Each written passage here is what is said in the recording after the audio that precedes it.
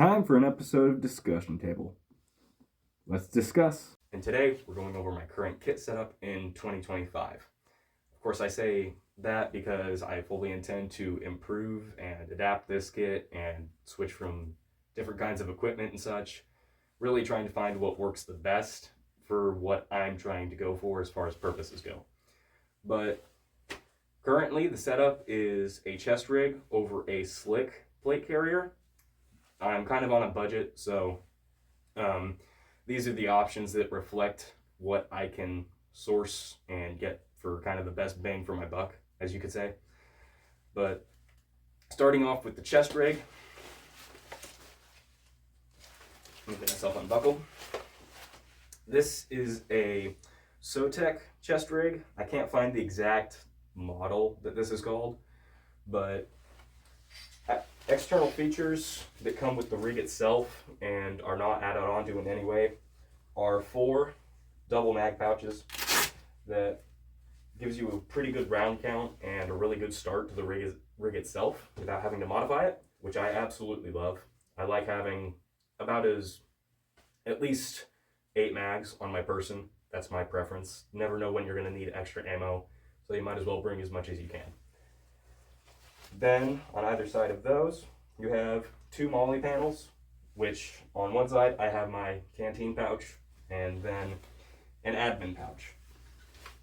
I'm going over the contents of my admin pouch. I have, first 2 major things you're going to see is an ace bandage and a tourniquet. Then going along with medical things, I have a pair of scissors should I need them. And then electrical tape and a small thing for cleanliness. Then pocket knife. Never forget about the smaller essential things. They can be useful in a lot of situations. Then up next, for the knife, I have a small stone sharpener. And after that, I have a multi-tool, which I can use for a variety of things. And then for navigation purposes, I have a map. And then after that, a couple of AA batteries. Not sure what I would need them for, but best to just have something around for in case you need it. And then on a small external pouch outside of the admin pouch, I have a small handheld flashlight, just one that you could find for $5, $10, $12 maybe at a Walmart. Nothing really extreme or just overtly expensive and indestructible, just something to throw in there in case I needed it. And then the canteen pouch, there's not much to say. Has a canteen, that's it. Then on one of its integral pouches, I have a couple of glass bottles for water purification tablets. Under most normal circumstances, when I'm getting water, I would like to attain it and then just boil it for purification purposes so I don't get any waterborne illnesses, which that can be a bit of a problem. But if I were unable to do that, that would be my second resort. And then after that, it would probably just be drinking the water and not caring. I'm probably desperate at that point anyway. And then after that, we have the plate carrier. I'll discuss the plates more in depth here in a second, but the carrier itself is made by Condor. This is their Spectre carrier. It retails for about $40 or $50. I can't remember the exact price I bought this one for, but this one's in black. I think they also offer gray and a couple other colors, but I'm not sure. Has a few external, side pouches, really. I can only use about 4 of them because I'm skinny, but that's just fine. It has a grand total of 8, which you can use for tourniquet, radio, mags, anything. It's really nice. Other than that, that's most of the features on the plate carrier itself. Now the plates I'll discuss. All right, before we go any further into the video, I'm going to do a quick review of the plates that I'm using in the carrier. these are Spartan Armor System level 3 plates. They say that the Spartan Armor Systems claims that they can stop up to 7.62 by 51, which I decided to not test this because I'm poor and I don't have the money to spend on plates that I can just shoot at and test. But the plates themselves cost about $90 a piece, so it was about $180 total for both of them. It's a good budget option. I personally like them. They get the job done pretty well. They fit into the carrier a little funky because, as you can kind of see, the front of them is a little bit textured, except for this part, but it kind of fits into it a little weird where it's trying to kind of grip the fabric, but other than that, that's the only real thing I have to say that's negative about these. But other than that, I like them. These are just standard 10 by 12 shooter's cut, or they kind of look like, I think they say shooter's cut, but they look more sappy style to me. But that's the overall review of the plates I have. Don't make fun of my face. But now I'm going to go over why I chose to use this particular kind of a setup, that being the sleek plate carrier and then chest rig combination. Now, if you notice, I don't currently have my plate carrier on. That's because going anywhere that's long distance and having to walk that distance gets really bad when you have a plate carrier on. It's not fun. So, what I can do with the sleek plate carrier that gives it a lot of versatility to the kind of setup that I use, I can store it in my rucksack, and then I just have it right here. And then say I have to walk 20 miles to whatever objective, I can pretty much just keep it in there for that entire 20 miles. And then using my chest rig while it's still on, I can just have my fighting load if there is an engagement of any kind. I have everything I need for that, just minus the plate carrier. So, really, I can just go longer distances without exactly having to just be uncomfortable the entire time, which is pretty nice. And other than that, that's kind of the main reason. Now, typically, whenever you get to an objective, the practice would be to conceal your rucksack with whatever else is around you, just like dead leaves in particular. I'll do that here in a second. But after that, I'll give some closing remarks and then plans for the channel in the near future. But for now, I'm going to get this set back up. Rig and plate carrier set back up, as now we're going to move onward to an imaginary objective, which I'm just using for case in point here.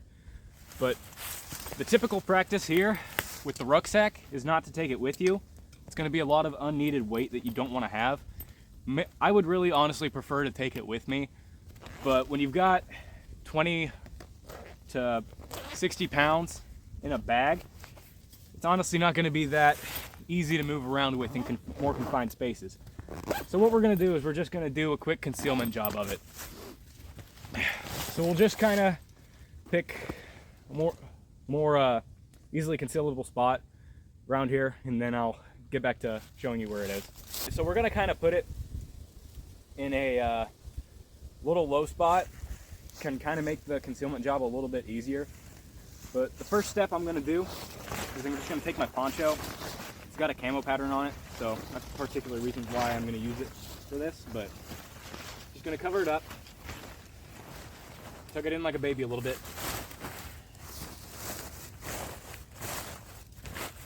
And then that's kind of got it where it's no longer visible. But what we're going to do now is I'm just going to get leaves and whatever else I can find, and then just kind of use that to disrupt the shape as much as I can to cover it up wherever possible. But that's pretty much the basics. I'm going to use some of the brush that I've got around here too, but once we've got that, I'll show you the final result.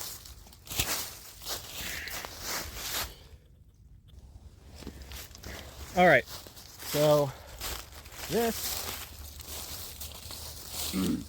all right, so we kind of got our rucksack concealed, and now we can proceed onwards. But as you can kind of see, I got twigs, leaves, pretty much anything else to just kind of cover up its shape. What you're trying to do is break up its pattern so it can more easily blend in with the floor, and then someone isn't as likely to notice it unless they're just like literally right on top of it like we are right now, or if even they just stepped on it because they didn't notice it. But it's pretty well concealed now. So we're just going to proceed onward and then just hope that animals or whatever don't find it.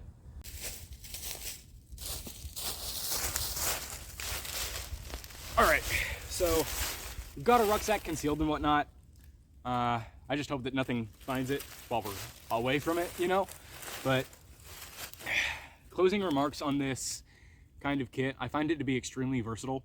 You can take any piece of the kit off and then you have just more comfort and versatility, and you can pretty much craft it to any given situation.